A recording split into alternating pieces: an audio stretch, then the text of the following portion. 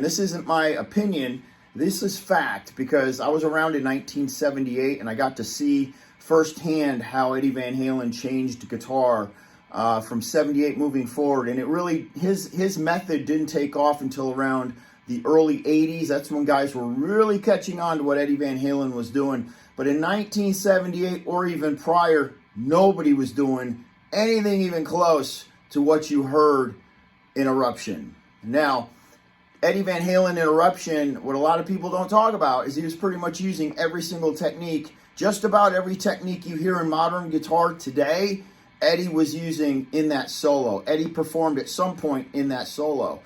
So what I'm going to do is I'm going to break down some parts of the solo. I'm going to perform those parts, and then I'm going to put in a description what the techniques are that Eddie was using in those arrangements, and you're going to identify immediately with how they're used today. Another thing that people, that really bugs me with Eddie Van Halen and Eruption is I will see constant comments of kids or newbie guitar players saying, yeah, just a little practice and anybody can play Eruption. Well, you weren't around in 1978, okay? And you didn't write Eruption in 1978. You see, you would have to have written that in a time to where nothing else even came close. Nothing sounded like that. None of those techniques were really being used on guitar. And if nobody else is doing it, how do you come up with that on your own? That's what's so incredible about this is Eddie Van Halen put these parts together at a time when nobody was putting out music even close, using those techniques, using those sounds, using the lightning fast bidextral hammer-ons that he was doing in such a technical way. Nobody was doing that back then. So it's easy to copy somebody, but it's not so easy to write something so complicated. And that's what makes great guitar players at the very top of their game. You can have some really great technique, but are you writing number one hit tunes? Are you writing stuff that people want to copy, or are you writing things that have changed the game forever? And guys, in 1984, I'm going to tell you right now, everybody wanted a Kramer guitar. 1984, everybody wanted either a Kramer Beretta, but honestly, as long as it said Kramer right here, you were good to go. And it was all because of Eddie Van Halen.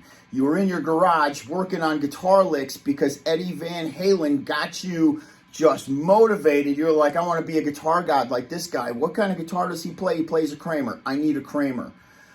It's been a long time, guys, since anybody's come along and done that to the point to where you had to have that exact guitar. You had to play just like that freaking guy. You wanted to be in a band. And there you go. The hair metal days of guitar wizardry was born thanks to Eddie Van Halen. So here we go. I'm going to break down some of those guitar parts right now in Eruption with the techniques.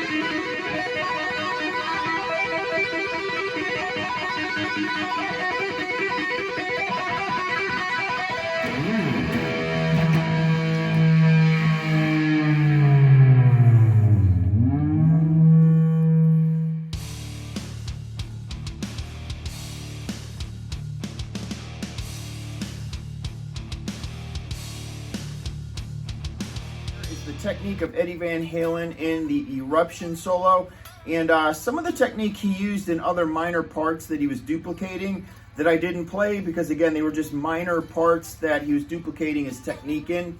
I played the meat and the bones that in 1978 changed the game of guitar. Once you heard it, you knew guitar was changed forever because you'd never heard it before, but you knew guitar players from here on out were going to be copying this guy. And you couldn't wait to hear what came next. That was Eddie Van Halen and the greatest guitar solo ever written, Eruption.